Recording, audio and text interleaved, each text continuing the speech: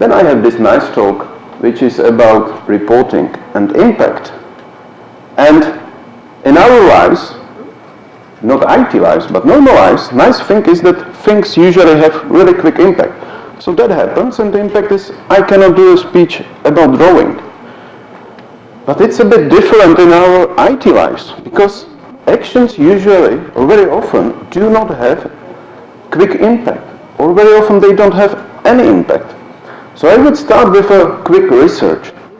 I would ask everybody who has the experience that sometimes you send some report and you feel that nobody reads it, that you're wasting your time by reporting. So who has this experience?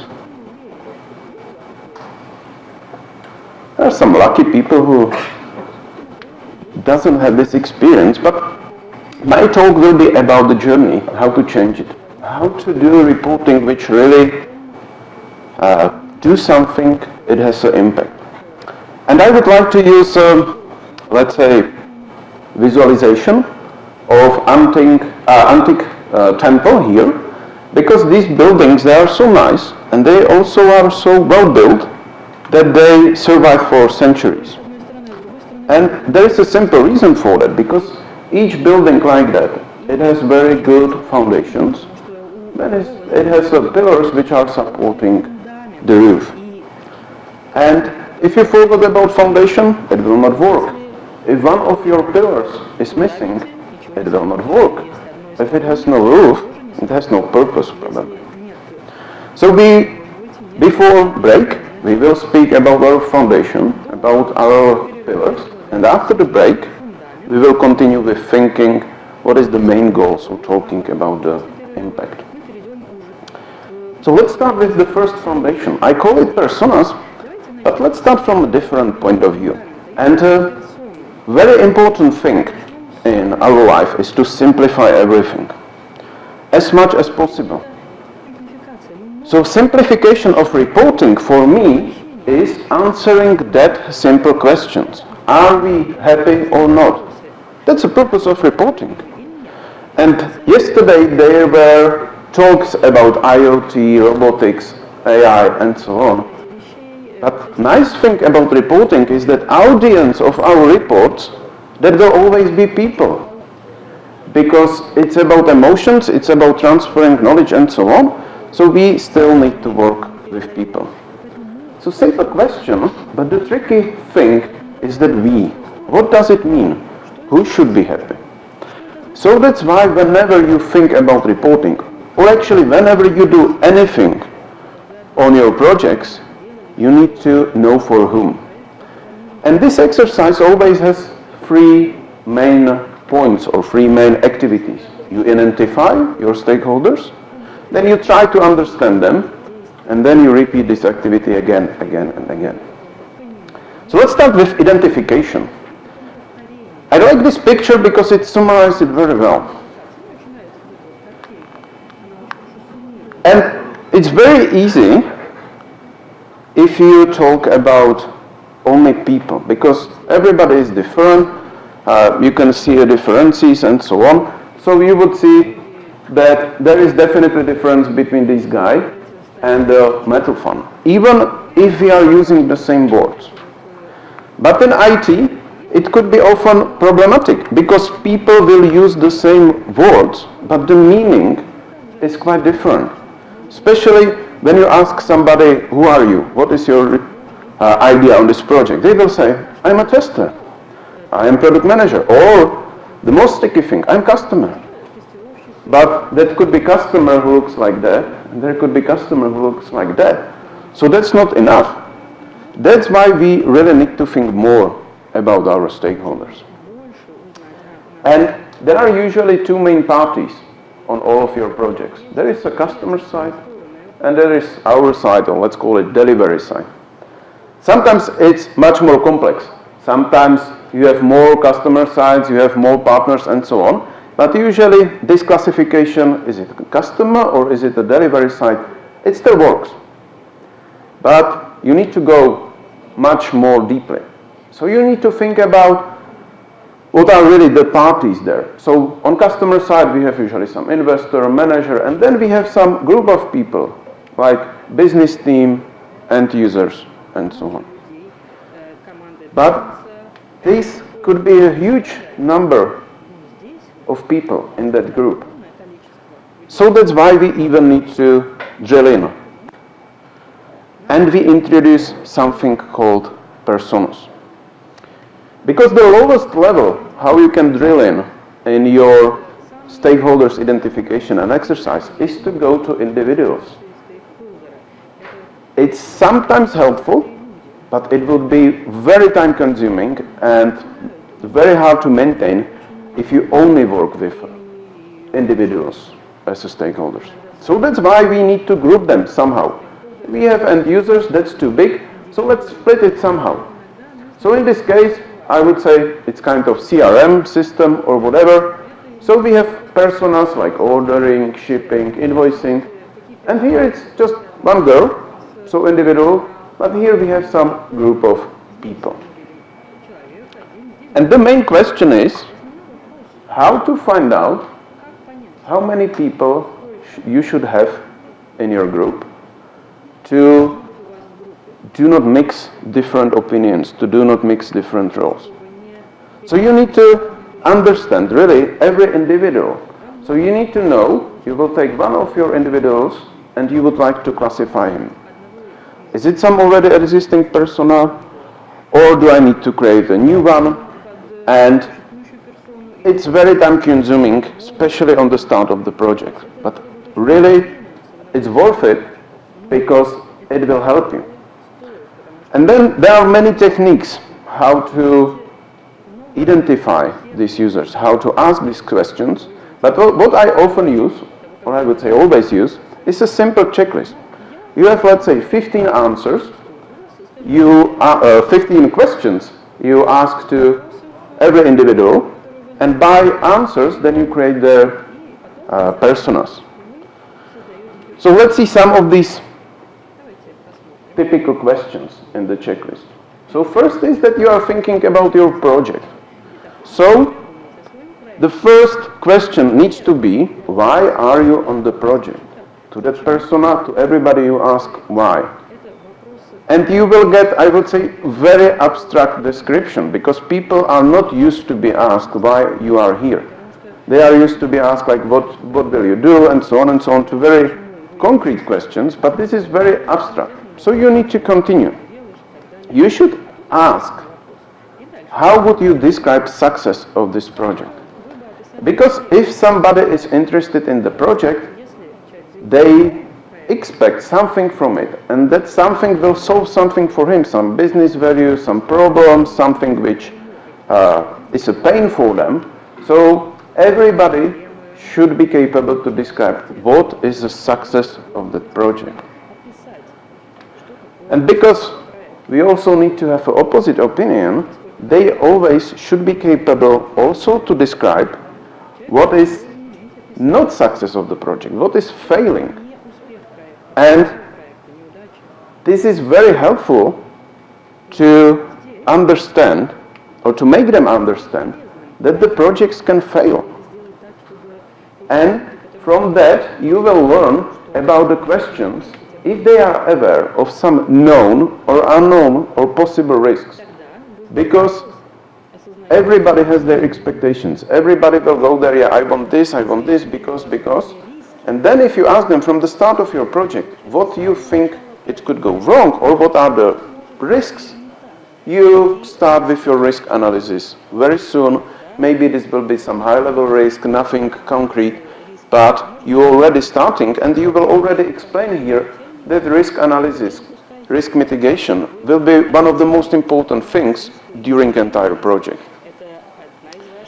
And then the last question, which is most concrete, it's how do you imagine your involvement and responsibilities? And when I ask this, usually it's a silence, and then like, I don't know yet. Or somebody, I'm expecting that somebody will tell it to me what I should do. But if you are a stakeholder, especially a customer, you should already have some expectation how you will be involved, what you will do, and sometimes also what you will not do. Say, I will not be responsible for that, and these things.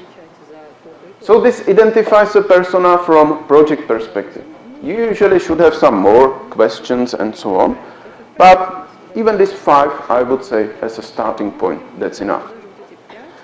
But because we are all people and human beings, we also need to understand our personas from this perspective.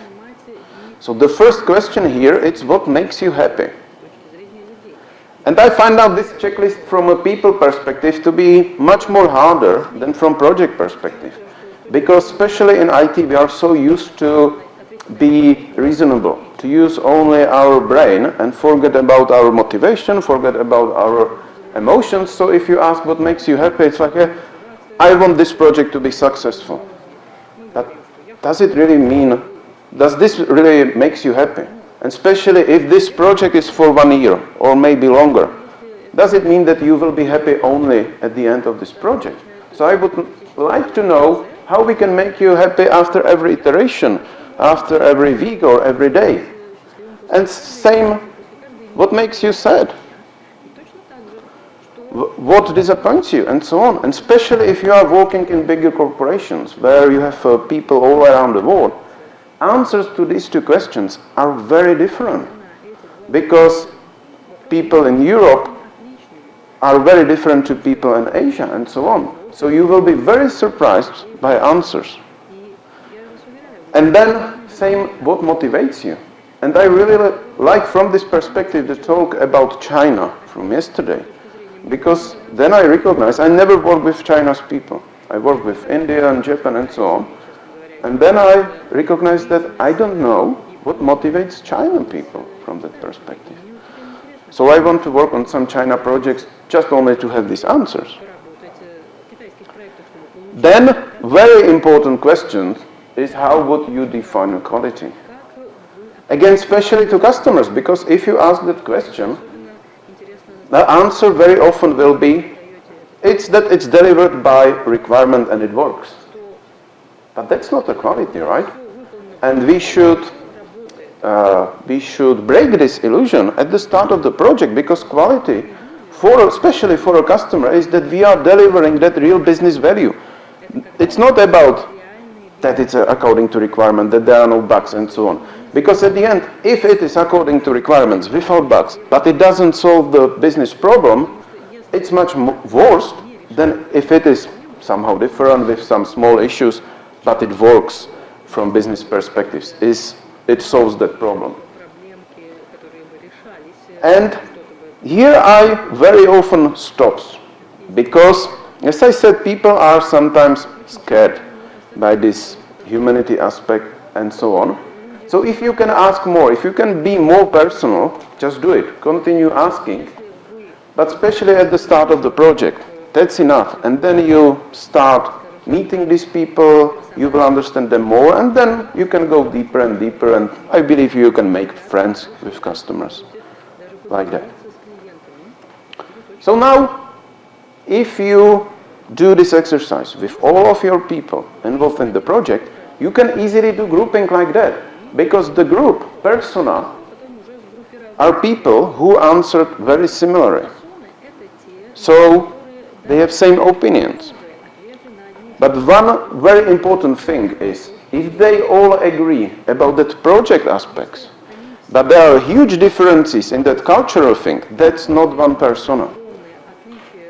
So it can easily happen that you will have ordering in States and ordering in Europe as a different personas, and the only difference is in these questions about people, not about the project. But it's a really good idea to split them then, because you need to communicate differently. From perspective of reporting, you will probably need to deliver different reports and so on. And last thing about working with personas, that's a very powerful question. Let's imagine that you are doing this checklist with somebody. The last question should be, who should I talk to next? Because they will recommend you. Yeah, I think that was very interesting. I think you could talk to the Bob. And then you say, who's Bob? I don't know, Bob. Yeah, that's a guy working there and he will be interesting. But I guarantee you there will be a lot of people who is not on your project list. So by simply asking this question, you will discover missing stakeholders. And then you should repeat it. Because people are changing their roles, they are changing their minds. And somebody will be missing at this start, somebody will disappear during the project, and somebody especially will change their role. At the start, it looks like this is our customer, and then he transferred to test manager, whatever. That happens on the long project. So repeat this exercise at least, I don't know, once per month, something like this. So that was about our first foundation, about personas. And now let's talk more about reporting. And whenever I ask somebody what you imagine about the reporting, the answer is always number. It's about numbers, right? And there is a saying that numbers do not lie, which is mostly true, but the problem is that they are so concrete, so without any other information. Let's take an example. We have this number, and let's say that it's a number of found defects in your previous sprint. And let's say that we have 4 different people. What these people can say about this number, if you know what measure it is. So what's your opinion about this number? 42. Number of defects found in previous sprint. Somebody, quickly. Answer's a lie at the start. Cool, so that's correct, right? But you can have somebody who said this is reasonable, it's okay. But then there will be somebody who says it's too big. One sprint, 42 defects, too big. Somebody else could be saying it's too small. But all of these answers are wrong. Because these are no answers, these are guessing. It's, or not, better word is, it's judging. Because you have your personal understanding. You said, in my previous sprint I found 10 defects, this is 4 times more, they're bad quality. But you know nothing about this project, so only correct answer here is I do not know. Because you don't know nothing about the project. And that's the problem of numbers. And that's why kids are much better in reporting. If you have a kids, they use adjectives. And that would be my recommendation. The thing which you can start doing when you return home on Monday, whenever you are reporting about something, numbers are good, but mandatory should be, with each number, there needs to be adjective. And adjectives are like, it was expected, too big, too small, I was angry, and so on. So this, it describes the feeling, it describes the context. And the same is with verbs.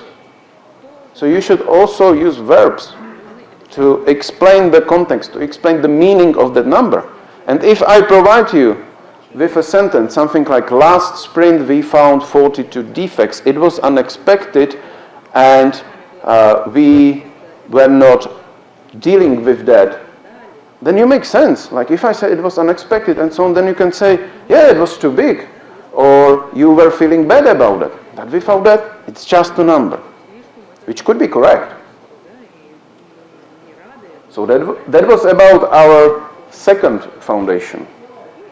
And our next one is about context. And context is a very important thing, because context, it's a collection of facts, of unique facts on your project. And I like to visualize them by these questions, like who, what, when, how. Maybe some question is missing there. But the important is that it will always be unique. There are no 2 same projects. And it needs to be clear. And even on the same project, it often happens that understanding of the context is different. So we have the same chart on the same project. Let's say this is defect trend chart. It's always going up, down, and so on. And we have 2 guys on the project, on the same one. And the girl is saying, yeah, it looks fine, yeah, I understand, it makes sense. But the guy is saying like, hey, look, I'm confused. It doesn't make sense. Like, what is happening here? So two people looking to the same thing, feeling something different. And the reason will be, in many cases, different understanding of the context. And that's why you have to make it clear. You have to explain it. And I love bubbles. This thing I usually use as the most common tool in my reporting.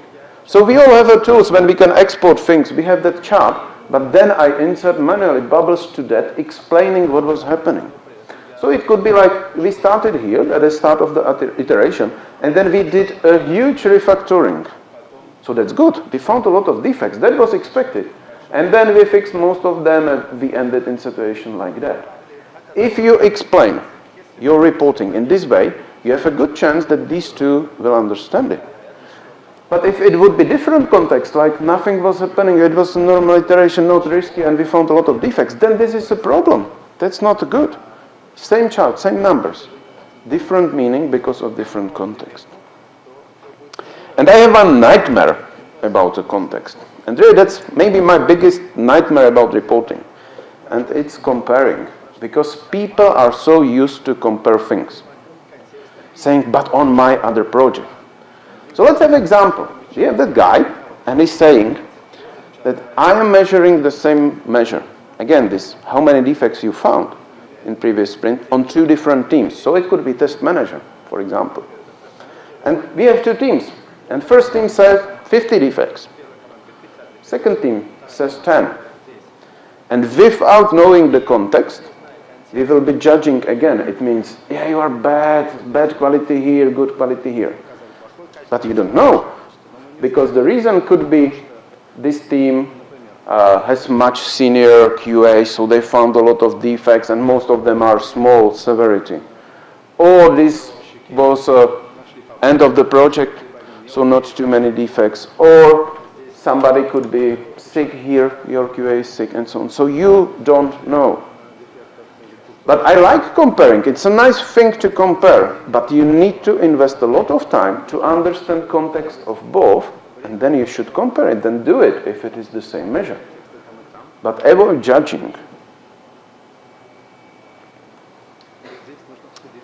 And when we speak about the context, you remember we ask all of our stakeholders these questions like who you are, what you will do. But we are also stakeholders. We are also on the project. So it very often looks like this, like somebody will come to you, what are you doing, and I don't know. Especially on the start of the project, like first iteration, what should I not do? But we also should have some checklist for ourselves with answers we have to know. So first is, what is expected from me? Because you are always hired by somebody, and there are some expectations. And second is, what are my expectations? Because even if you were hired for some reason, you have some goals, you also should have your personal goals. And it's very bad if these two are not aligned. Then the next question is, who is also testing here? Or who is also interested in testing? On a small project, you will be mainly one tester. But there will, even in that case, I expect that there will be somebody on customer side responsible for testing. And especially on bigger projects, you are not alone, and not only you are doing testing, developers do a lot of testing and so on. So you need to understand who is with you. And then very interesting question is, who hired me? It's somehow connected with this, what is expected from me. Because it's very important to understand who is paying you, what is his intention, and so on. And then the last question, why should I test the system at the first place? Like, why it is important to have high quality of this software? Because that will define a lot of expectation, your techniques, coverage, and so on. Because if you are working in safety critical, that's totally different answer to this question than if you are doing a web page, and different approaches. So understand, why should you test the system? So that was about context. And these three makes very good foundation for our reporting. So now let's think about these pillars. And what I like about them is that we can read it as a nice sentence. So every report is prepared for particular stakeholders to deliver expected information in most efficient way, to evoke emotions, to do some actions, to have some impact. I will repeat that with a slide later, after we will go through all of this. So first one is about delivering expected information. So at first, what is the information and what is reporting? So this is definition of these two words, information and reporting, from Oxford Dictionary. So information is some fact provided or learned about something or someone. And the reporting is to give spoken or written account of something that one has observed, heard, done, or investigated. So in other words, we have some information and we want to transfer it to somebody else, to share it in the most efficient way. And that's why this information needs to be exact, or better to say, it needs to be true. And I really like this about the reporting, like I will tell truth, I will not lie, I will never fake my reports. And like we all live, or I assume we all do some kind of agile and so on. And agile encourage you to transparency. I hate this idea of full transparency, but you should be honest with all of your stakeholders. And you should not lie, you should not hide things, you should not polish things. But on the other hand, very often we are asked to report in the way that it doesn't look so bad. Typical example, just inform customers about critical or major defects. Don't send all of these normal severity defects or minor ones. And that's faking. Even it's not maybe lying, it's faking. But then I always have this answer that we cannot share everything with everybody, that it matters to whom you are talking. Always look something like that, like to whom am I talking, and based on that I will prepare my answer. But that's so wrong, because I think it doesn't matter to whom you are talking, but you need to be clever. You need to understand these personas, you need to know how they think and how to communicate with them. Because tricky thing is that we are often bringing bad news. We will speak about that in this emotion pillar. But the second pillar is about being efficient. So we need to deliver it in the most efficient way. So we are thinking about tools here. And I like this picture about tools. If the only thing which we use, the wording, is that we say a lot of things. We say like, there is no way that we will ship it on March, and it will be way more than 100,000 euros. But what people hear, what that manager hear, March, 1,000 euros.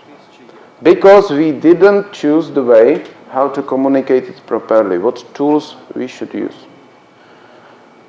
So we need to do it in some structured flow, and usually one tool is really not enough.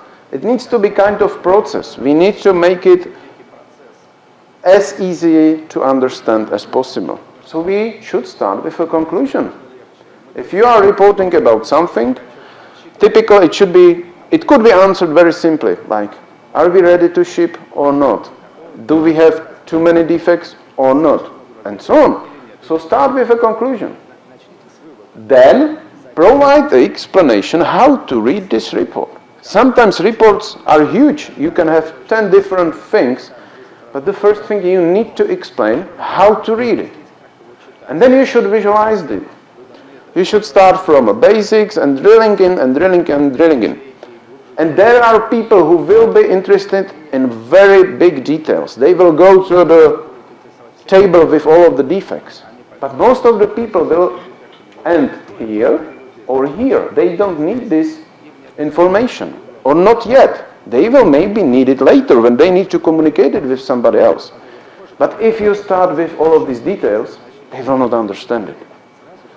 And that's a bit problem of our tools, that we often use them in the way that we are in chains of the tool, that somebody bought us tool like Jira or whatever, and then we are thinking how to do this thing in Jira. But we should start thinking, I need to do something, in what tool I should do that. Because it very often then means, like if you have only a hammer, then every problem for you is a nail.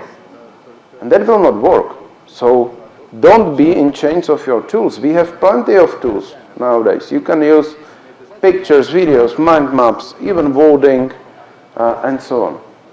So think about the tools as something which help you to achieve your results. So that was about being efficient. And now fun starts about emotions.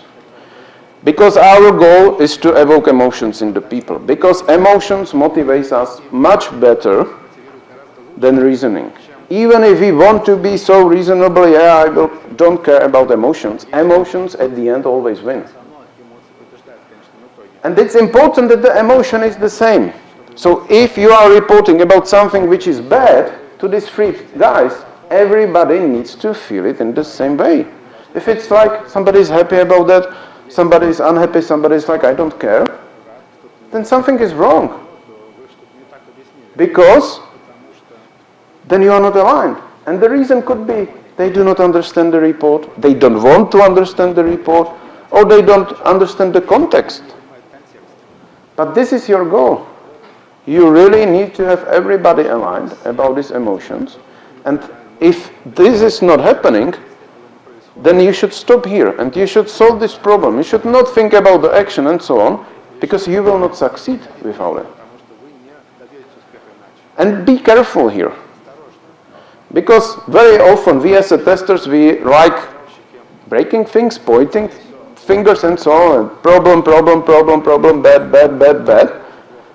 And then people stop listening to us. People will see us as this guy like delivering bad news. But we can do it strategically. We can start piece by piece. We can select the most important thing for us and solve it, and then continue and continue. And we should also find our allies, because there will be people who agrees with you. And the strange thing for me is, these are usually developers. Once developers understand what is your point, what you are trying to achieve, that's your most probable ally. Like they don't want to do bad software, not working software. So I recommend you, whenever you would like to deliver some bad news, try to think and at first discuss it with your developer. And then you should communicate it well, based on the culture and so on. You should motivate people. But by communicating well, I don't mean to lie. This is not communicating well.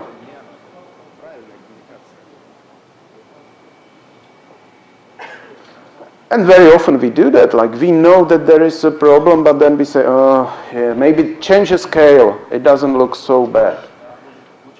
So think about how to do it in the right way, but don't fake your reports. And now, last pillar, before a break, it's about actions.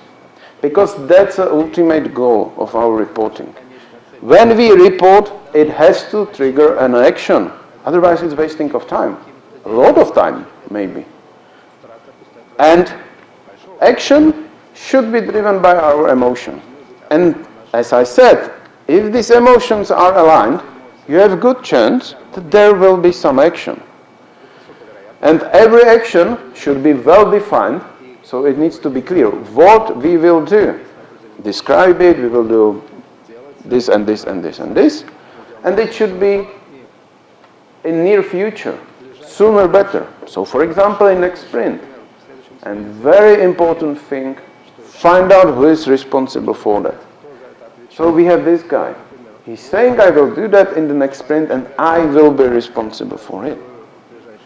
And then there could be second guy who's saying I can help you with something in this action. But it's really important. It's helping only. This guy is not responsible for that action. And that's quite important, because if 5 people are responsible for something, it will not happen. If one guy is responsible for that, you have much better chance that it will really happen. And then you will have a lot of people who will say, I'm happy to see that impact. I can help to validate. Once this is done, I will provide you feedback. It helps if it helps or if it doesn't. Because they are also feeling the same emotions and they would like this change to happen. So this was about our foundations, our pillars, and important is to understand that they all are mandatory. And also these numbers are not random. This needs to be first step. This needs to be second step, third and last one. Because if you somehow switch that, if you say, I would like to trigger emotion, so you will start yelling, it's bad, we are screwed, and so on, and you do not provide this expected and efficient information, people will not listen to you. Because emotions, especially in IT, they work if they are triggered by something which we understand, which is properly defined. So we are not so scared by them if we understand them. So you cannot switch it. And definitely, you cannot do something like I will do only point 1, point 2 and expect something will happen. Because if you don't do this too, if you don't plan your action, that's just like a crying session. Something is bad, but yeah, who cares? So that will be all before the break, right?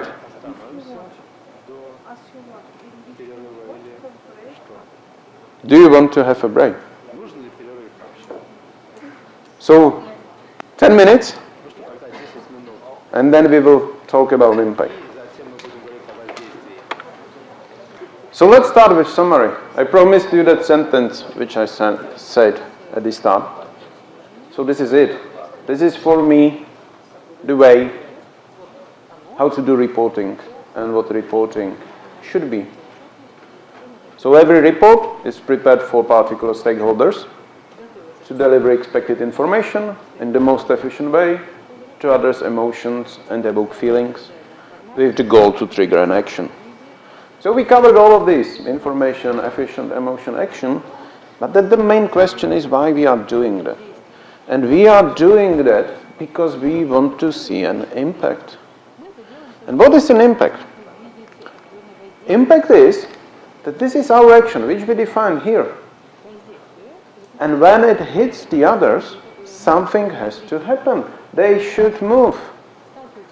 But sometimes our action is maybe not powerful enough, or sometimes our impact is not as it was expected. So expectation here, it will hit, and they will continue, and it will be like for 5 minutes bouncing. But maybe if your action is too huge, it can damage these things here. So that will be an impact, but not an expected one. So better is to say that our reporting should have expected impact.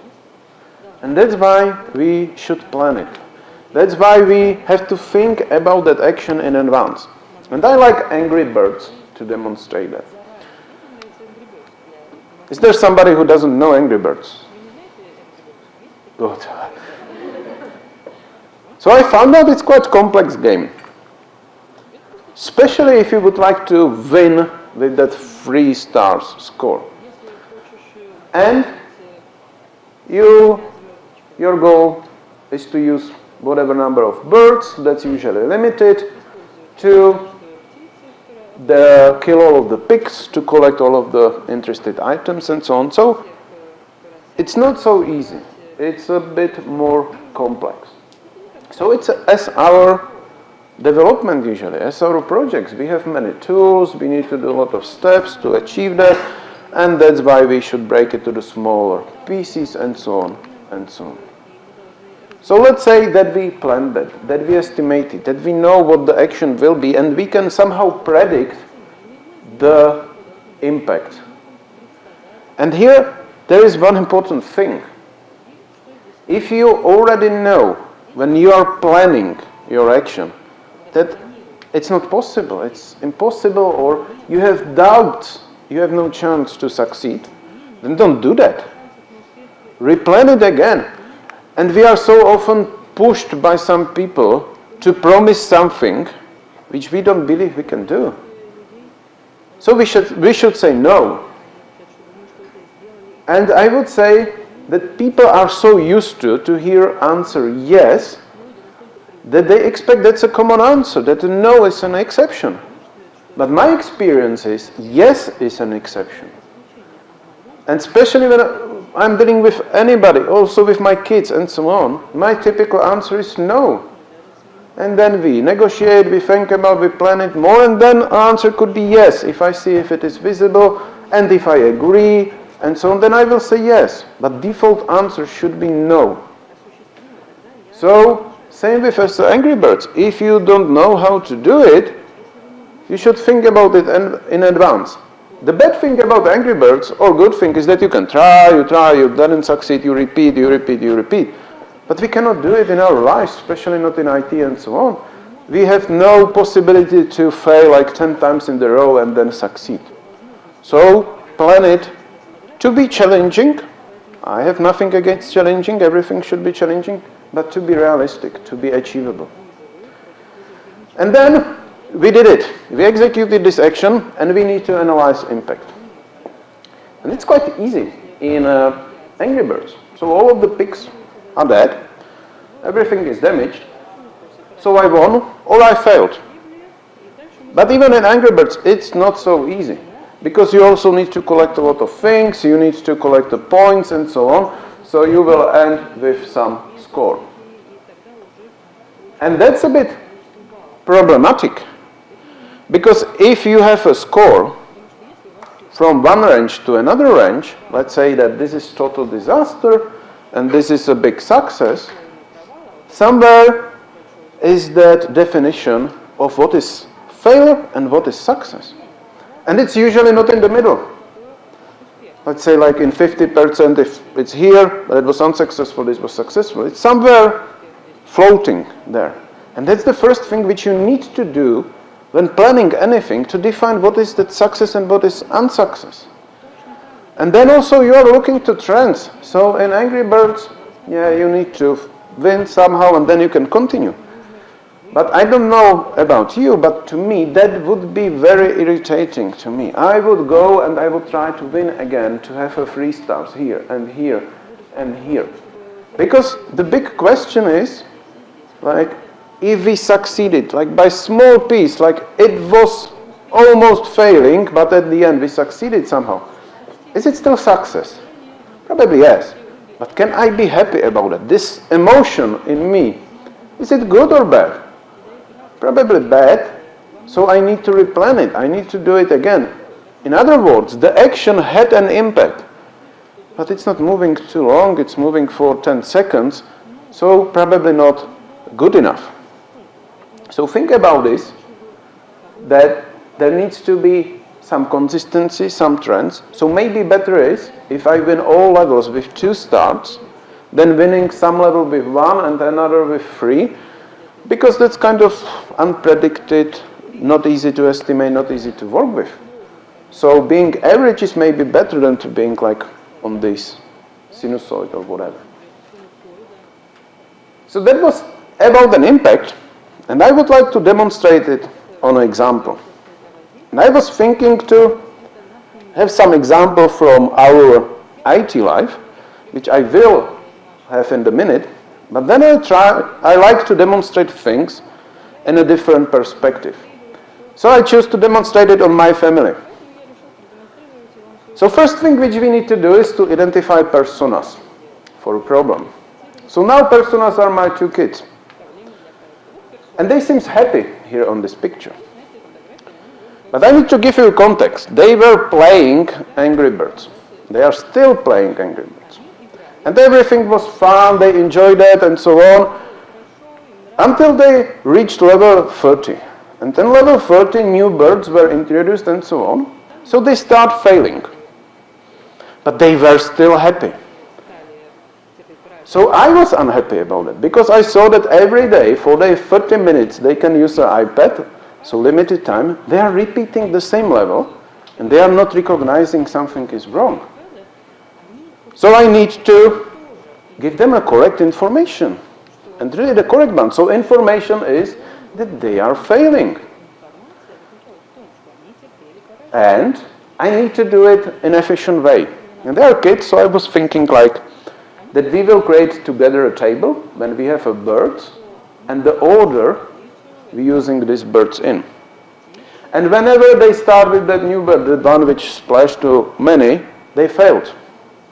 Whenever they started with this one, they also failed. The table was much bigger. So I show it to them, my analysis, and I make them unhappy. And that was my goal. I'm a great father, right? They were happy, I make them unhappy. But this is very similar to our customers, right? I broke that illusion that something is working. But then I need to plan an action, and especially with the kids, but also with our customers and so on. If you just trigger an emotion, and there is no solution to that, you have no vision that the emotion can change to be better, you have a big problem. Because in other words, I would say that a negative emotion is perfect motivation for a change, but it's so easy to miss the timing. If everybody is feeling bad for a longer time, they don't see how to fix it, they are so demotivated, and if the action is coming too late, it will not work, they will not believe, they will maybe leave, and so on. But in this case, we planned the action. And the action was that we had this table, and I wanted themselves on the paper, not in the game, trying, on the paper, think about possible solution. And we spent 6 days on that paper, like hour per day, and my wife hated that. It was like just win it for them, and they can continue, and it will be peace in our family again, and so on. And say no, because then they are not learning anything, they are not solving in themselves. So then, they finally found some potential way on the paper, and we say, so now you execute it in the Angry Birds. They failed again, but it was so close. Now it was like one pig was living, so only small change to do to improve your action, and then finally everybody was happy. I was also happy, it doesn't look like, but I'm a photographer, I hate to be photographed. But also my wife was happy because finally solved. And also my little one was happy because she got the iPad now. So it is from a different perspective, but it illustrates that loop very nicely. So now from our perspective, example from real life in IT. So personas are not my kids, personas is a customer. Or no, better example. Personas is our team, especially developers. And the context is, we are working in the Scrum, in short Scrum, like 2 weeks. And everybody knows that, and everybody agrees with that we will do that. So we should deliver a shippable product every 2 weeks, and it should work. And actually we were delivering every 2 weeks, and it was in good quality. But there was a small problem. There was a huge number of defects. It means found defects, but we were capable to fix them. So we were delivering. But that was a problem. But only testers, we were so annoyed by that we still need to report too many things, and they don't care. Developers, I don't understand how it is possible, but they were okay to fix a lot of these defects. Maybe it was too easy for them, because average fixing time was like 10 minutes per defect. So we as a testers spend 1 hour to replicate, to do that and so on, and then they fix it in 10 minutes. So they didn't feel the pain. So we had to somehow persuade them that this is wrong. So we prepared very nice chart, we show it to them, and they were still happy. Like, I don't care, yeah, too many defects, who cares, we deliver and so on. But then there was a small conference or meetup in our town, and it was for developers. But I attended there, and I had the speech about our team to all of other colleagues from them. They know each other and so on, and I showed the same chart. And I explained, hey, we have so small problem. We are delivering, but our developers, on average, every developer makes 30 mistakes per sprint. Do you think it's normal? And all of their colleagues say, no, it's not normal, it's a bad coding standards and so on. So they feel the pain. So finally, all our developers were somehow sad Or maybe the better is they were not proud because it was on the public, and then like everybody solves the problem. And the thing was also that I promised them that on the next meetup, which will be in 3 months, I will present if there is some change. So they were somehow motivated. I would like to be proud in that 3 months. I would like to change it somehow. So they planned some action, or we planned some action together. First was that we agreed that we'll test even more. Already they were testing a lot. But then we agreed we will try this practice called show me. Which means whenever developer says, I am ready with something, he sits with a QA, he presents how he developed it, how it looks like, what he tested. So we can provide much quicker feedback, asking what about this, what about this. We can even go to the details of the code. And that was a significant change because, yeah, there were still too many defects. But we found them much quicker, and also they get a lot of understanding what we are expecting from them. So it was decreasing, decreasing, decreasing.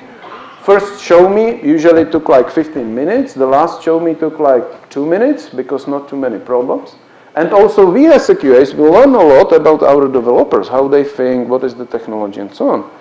So the impact was, I would call it more confidence. We were still finding the same number of defects. But the root cause changed because there were not these obvious defects, which you found very quickly. We finally had the time to find these good ones, complex one, complicated, usability and so on. And we were happy about that because if you found such defects, then it's not fault of these guys, it's not fault of the process, this is improving your software. And we had the confidence that the basic works and so on. So again, following entire loop, we solved the problem. One of many of our problems, but we solved it. And developers saw that the investment was okay, because there was really a change for all of us, for them, for us. So then when we had the next problem, they said, yeah, let's do it in the same way. The important thing is that it really always starts with changing the emotion. Usually somebody is happy and somebody is neutral and you go to this negative, that something is wrong. But on the other hand, on the project, there are many things when somebody is unhappy and you can change it to be happy. Like somebody thinks maybe I have a huge problem here, it doesn't work, and then you just offer, so then do a pair programming or discuss it with somebody. Or ask a question soon enough, like a rule, if you are thinking about something more than 15 minutes and you don't know how to continue, ask somebody. So find also the ways, the problems, when you can help people to change that they already have a problem to have a positive feeling after the change is done. And last thing about reporting is this pyramid. And you will find a lot of pyramids in Agile and so on. But this is about, let's say, different expectations from different people about the reporting. And it has 3 axes. The first one here, it's about involvement. So you have down here, you have project team members, developers, QAs, whatever. They are involved in the project a lot. If they are working only in one project, it's the only thing which they do. And then you have your test managers. And my experience is that they are managing sometimes more projects and so on. So their involvement, it's a bit less than your testers and developers. And then you have somebody on the level of entire project, project manager, and so on. So he is also much less involved. And then you have a product level.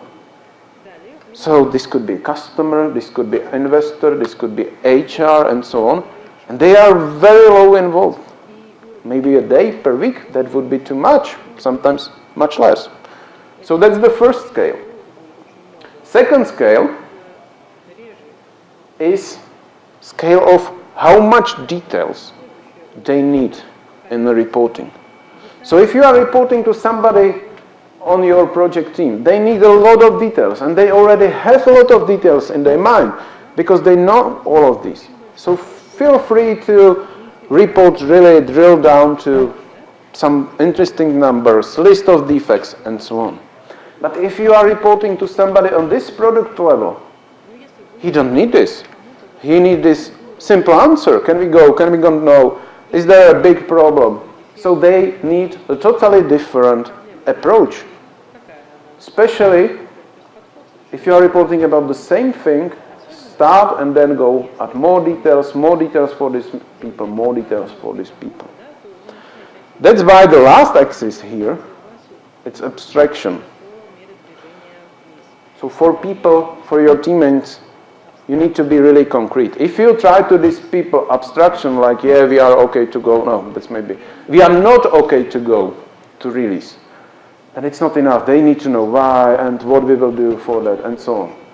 But if you, to your customer or sponsor or whatever, if you say, we are not okay to go because of that and that and that and that, and we need to do this and this, and the worst thing is you start with, we need to do this, we have this problem, and the end of your report, there is that answer, we are not ready to go, they will hate your reporting. So you need to find out right level of abstraction for every team member. And it's interesting that when abstraction is going down, up, it's how much you visualize. So here, yeah, some visualization needed, but you need a lot of data. Here you need more visualization. And sometimes here, I would say, pictures stop working. It's like if you provide a chart without an explanation and so on to your product managers, product people, they will be confused because now they need explanation of the context. So you are back to best tool which we have, and it's a wording. Use normal language, normal sentence to explain we are in this situation, this happens, and then add these charts, because they have so low involvement that they will not understand chart itself. You need to provide them with more context. And sad to say, this means you will spend more time of your reporting if you want to do it effectively, because you will need to prepare different reports, different way of communication for all of them.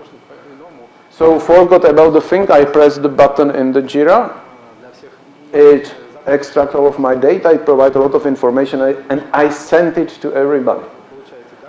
I would say that whenever you have the idea, I will send the report to everybody on the project, it's probably wrong. It's so many people, so different, that think if it is really good idea. Or maybe prepare a huge report.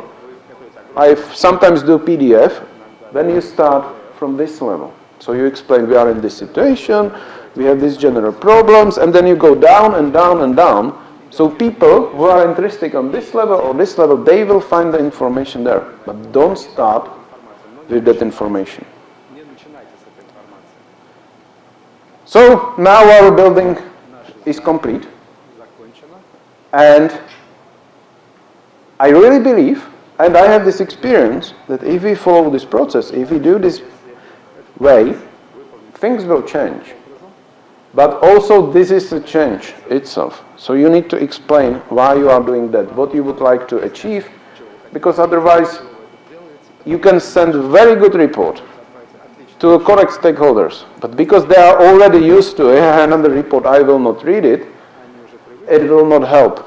So the first thing when you are starting to do is maybe sit together with your stakeholders. Say, I have a nice report for you, but I would like to go through it with you. I would like to explain you how to read it. I would like to see your opinion, your feedback on that. And they will see that it's a bit different than you did it last time, that there is actually good information, and next time you don't need to do it. You just send it, they will read it, and they will come back to you again. But invested time for the first, go through that with that individuals to explain them that there is some change in your reporting. So that will be all for me. And before questions, I agreed with Michael that he will spend like 5 minutes to talking about this from his perspective, because we still have a lot of time, and then we can have a question. So do we have microphone for Michael?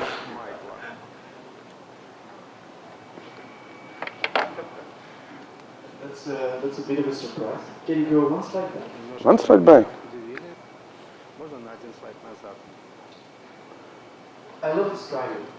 From my perspective, it's actually true, but I do not agree completely with what you said there, that the higher you go for the abstraction to product to project, that you need more effort in there. I do believe, and it's my experience, that as long as everything is okay, if the result is expected, an expected result can be very negative. In fact, I think we all expect negative results. We are testers. If the result is not okay, and people expect that, then you need just one thing. That's the traffic light. Green, yellow, red. That can be enough. It's only when your expected result differs from the actual result that you can need to give an explanation. So it's right that the abstraction level is high, that the involvement is very low, but the amount of effort you put in there is dependent on the expected result. And that's the same with your testing. If your testing is all okay, if you don't find defects, testing goes very fast. If you find a lot of defects, testing will be slow. Because you rerun your test, you have to adapt your regression test suites, you have to do all kinds of stuff reporting about it, but it makes it much more tangible, much more difficult. Anything else you want my thoughts about? I agree with this. My experience is that we much often report about unexpected things, because that illusion, at least on my project, is always huge. But I would say my biggest question is, if you think that the emotions on the IT are bigger driver than our brains or our reasonable thinking, or if you support that working with emotions on your project. We're not robots. If you were yesterday here, you saw Johan Stein's presentation and all kinds of AI presentation. You all hear that AI is becoming more important, robotics is becoming more important, which is true. But in the end, you keep on working with people. You keep on working with real, actual, live persons who have emotions. Whether you like emotions in your report, yes or no, depends on your personal presentation style, on your personal skill set. Some people like to feel the emotion of the tester. I've seen test managers, project managers, POs, who says, don't give me that report about how many open defects or trend charts, bar charts, whatever kind of thing. Just tell me, how do you feel with this product? Do you feel like, yes, we can release it? On the other hand, I have managers who only think about numbers. I don't care how you feel, I don't care if you're ill, I don't care about anything, just show me the numbers. So this is a very strong model, and I like the presentation you give with the pillars. But you should always adapt your message that you're trying to convey to your audience. So before you start thinking about what you're going to tell, how you're going to tell it, first, and that's also the first step in this triangle, and another thing is, what is my audience? What are my personas? And the most important part right here, even though it's the product group and the project group that pays our wage, are your team members. If you can't convince your team members with your presentation, with your message, then it's useless to start thinking at top levels. That's exactly the same again with testing. If you can't do your basic tests, don't think about integration tests or acceptance tests. And the same is about sharing information. So yes, the feeling of something is very important, the emotion is important. Cool. Thanks for the answers. And now it's time for questions.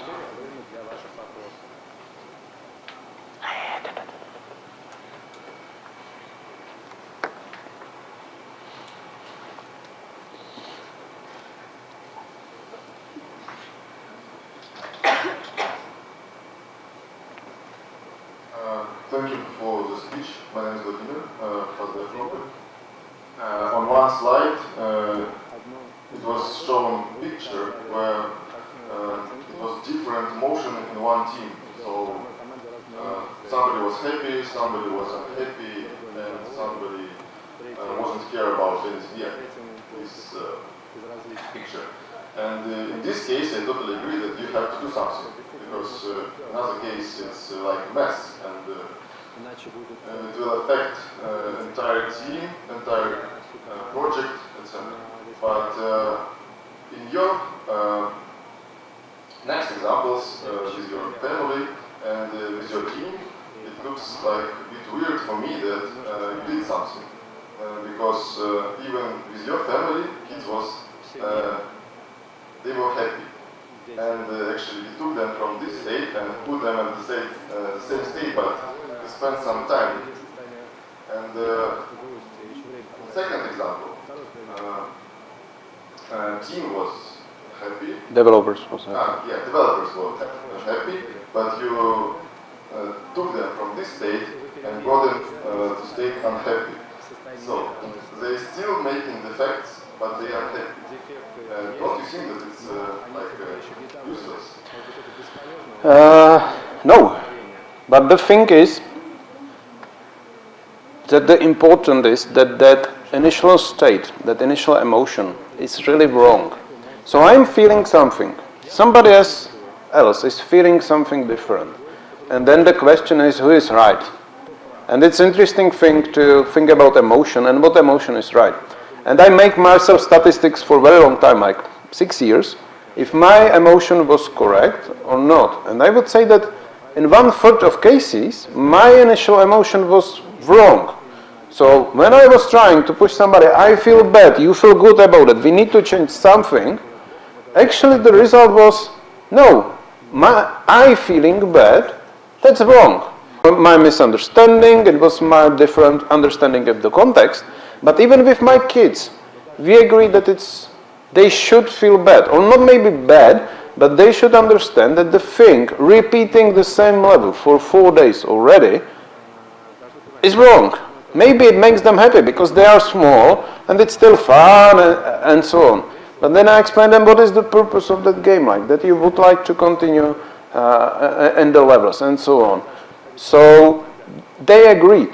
But sometimes you will not agree about the emotion. And if there is a huge disagreement, you have a huge problem. Sometimes if the disagreement is something like small or okay, then yesterday somebody was talking, do an experiment, try it for 2 weeks. Let's say, okay, I'm feeling bad, you are feeling good, we disagree about it, but let's try something.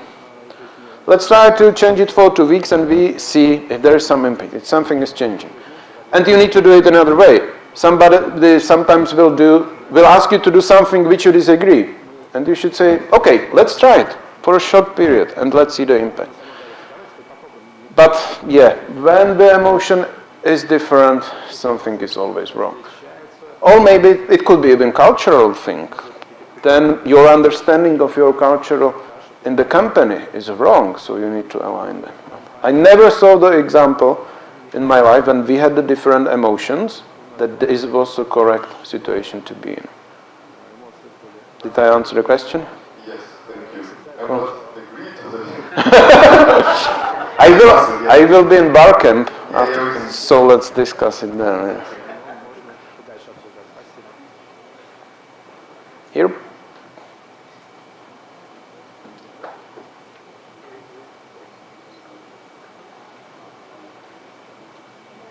Добрый день, спасибо за ваш доклад. Екатерина Канзас.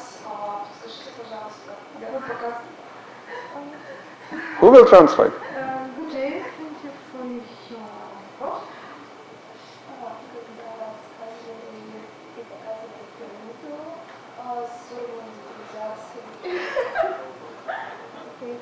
When you show new digitalization levels. Okay, let's find that quickly.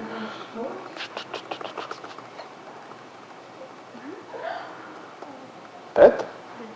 Yes, this picture and different project role will be different digitalization. In our work, I create reports for our Teammates? Yeah. Test manager? team members. Okay. And they need our digitalization.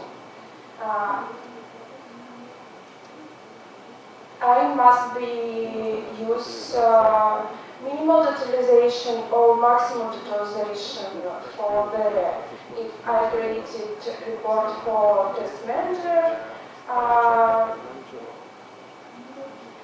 You have more details or less details? And product owner and project manager. Okay, okay. Maybe I understand that, yeah. So this, I would say, usually works. But when I started with identification of stakeholders, there were these questions you should ask them. I show only 5 of them. But what is a expected abstraction level and the level of details you would require? That's one thing which should be also there. That's also the part of this question, what is expected from me? If there is no reporting, something is wrong. From a test team, everybody should expect sharing the results, sharing the reporting. And then the following answer is, in what details are you interested? If a product, somebody on the level of product says to me, I need a lot of details, I will challenge that. Like, why? And maybe then we will agree. He needs more details because maybe that's a formal test manager and he likes it. If somebody from my project team or test managers will say, I don't need too much details, I just need that traffic light, I will say, yes, okay, I agree, but in what cases? So if it is green, traffic light is okay. If it is red, what more details you need? So you should clear these expectations from each team member, from each stakeholder, and then follow that. So maybe it will not be pyramid, it will be something like that because of whatever reason, but you need to find out that and you need to negotiate it, and then you need to follow it, and maybe adapt later.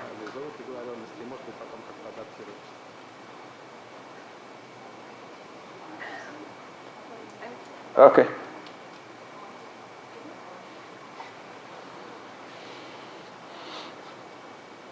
Hello, thank you for the speech. My name is Julia. If I understand you right, when we talk about emotion, we talk about teammates, developers, and it's most of the fact. And what about customer? What about your orders and emotion? Yeah, I'm talking about everybody. Of course, you start with your team names, but going higher, emotions are less expected and less expected. So it's much harder to work emotion with there. But still, you should do that. And that's why I'm asking, like, what will make you happy? What will make you unhappy? And these questions, because otherwise it's kind of living in the illusion, like that everything is neutral, something like that. And that illusion will broke somewhere. And it's good to break it now, not in UAT, not in the production. And start working with this, with all of the levels. But you need to have a support from lower levels. Because if you are reporting to project manager or product manager and your test manager will say, no, you cannot say this because they will feel bad and so on. At first, I agree with him, like that the emotions are important, that we should transfer it. And then going higher, it needs to be communicated much more well. You need to explain more context. You need to be more careful. But still, you would like to trigger it. And then there is what is definition of happiness and satisfaction. I would say higher you go, especially in customers, they would be happy if there is no software. If that thing which they want to solve can be solved like that, that would be their expectation. So happiness and satisfaction, they are close to each other, but focus on these differences and yeah. And my experience is also that these people, they do not expect you want to work with emotions. So even maybe they have the feelings, but they are so used to, no, I'm project manager, I should be so reasonable high, I should not have an emotions. So it's good alignment about this. Welcome. Okay, my name is Olga, and I want to ask you about your experience. For example, in a situation when you found bug, you reported it, but after some time, team will show you that no, we have no time, maybe next release, but you see that's important, and after some iteration, you just want to kill all your team, and what do you do in this situation? Yeah, I try to avoid the situation when I want to kill my team, because it means I was not working correctly all the time. Because it's like cumulative. I'm not working, emotions are going up, and then you will not solve it here, because it's too late. But with the defects and so on, we have the ruling that every week, at least once per week, we have some bug session when we will explain what was found, and we agree about severity. And we have the agreement that if we all agree this is a critical or major bug, it has the highest priority. If we all agree that it's a kind of low priority, we even often close it. We say like, why it should be in our backlog for another year. Maybe we ask customer, hey, we found this defect. We think it's minor. Should we close it as one fix? And that's a tricky thing. And this is a good example how to work with emotions. If you can ask a customer, there is a defect, but are you okay? We will not deal with that. Or group of defects and so on. Then it's kind of a good trust. Sometimes they will say, no, you should fix it. So probably your severity is wrong or priority is wrong. But they don't postpone the decision till like, I'm feeling okay now, not dealing with my problems, and I put it under the carpet and it will blow at the end.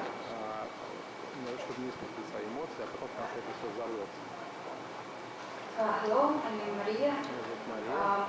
I worked in the project where software was too big part and two different company was developed this part.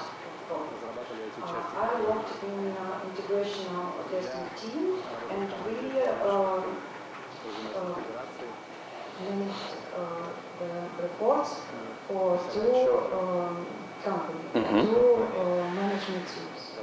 And each managers wanted different utilization in reports.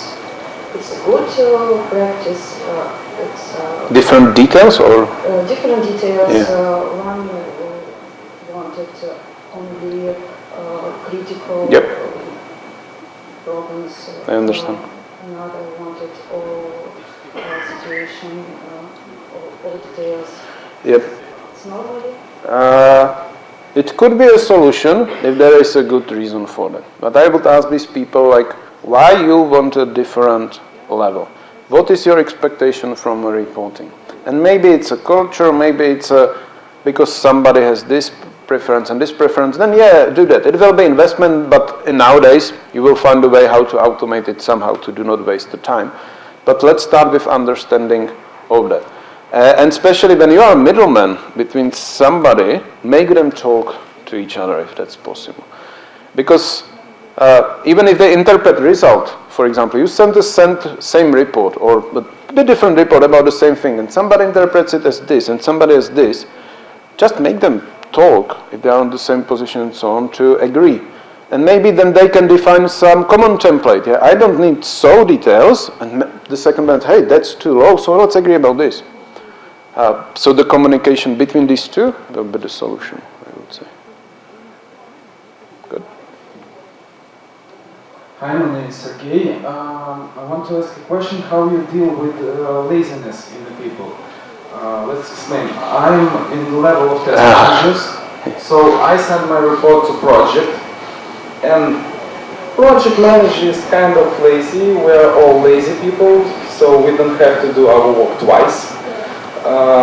And he sent this report to the higher level. So of course higher level is not so happy with this kind of report, this kind of utilization. So he came unhappy, and all the pep goes down right to my level where it started. Have you been in this kind of situation, or how you would? Partially yes. I would say ask this question: what is expected from me and why? And what is expected from that guy? And clear it. So we know, we all agree that this is the goal. So it's about finding how to solve that. And agree, I will prepare this level, you will prepare this level. Or maybe if I'm preparing this level, I can also prepare this, because it's a small effort for me, big effort for you. But the worst thing is when you have action and 5 people are responsible for that. It will not help. So if action is big, maybe split it to 2. You will do this, I will do this, and then find this way of doing that. Yeah.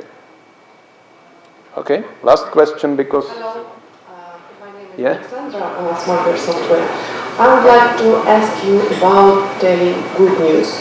You were talking about telling bad news, and after you tell bad news, you cause some emotions, and then some action, and then impact improves all the things, and it works well better. And after some iterations, several iterations, the result of the team is just good. There are still some issues, but the overall result is, well, the best they ever had. So the most part of your report is to tell good news. Do you think it's important still to find something bad to make the team move forward after they already did great work? Yeah, not at all. That's about, well, telling use good reports, how to report in this case. What emotions should we, well, make people feel? Yeah. So I would say good emotion, it's bigger motivation than bad emotion. So even when you are saying the bad news, you should do it in the way that people have some feeling like vision to change, that something will change. And after the time, many people understand when I am coming to the room and so on, they said, here's a bad news, but the good is that it was found now. But if you are in the situation that everything sometimes works, it's nice, also focus on the good things. And then when we do a retrospective, we start with the good things usually, because you have to support them. If you invested and something is working, you have no guarantee it will be working next time, because people tend to, yeah, that works, and they will take it as a fact, it works. But they probably invested some time to make it working, so you should have a time to maintain that. For example, finally your environments are stable enough and everything works, so you solve it. And it should be on next retrospective, it will be, yeah, they are still working. But maybe there should be action still to monitor them, maintain them, and so on. Otherwise, it will be bad again. And then second thing about positive emotion is we should appreciate people. We should say, yeah, that was a good job, I was feeling good about it, and so on. Because it still works. Like I like when somebody said, yeah, you did a good thing, and so on, and people really like that. And we are not so used to that, especially in our work. Like we expect everybody will do their job, but why we don't say, yeah, it was a good job, and yeah, thank you. So start with that, and yeah, that will help. Good. Oh, I don't remember the question. No, I like the lady in the black. At the end, it was about how to do not postpone our things. But you already have a t-shirt, right?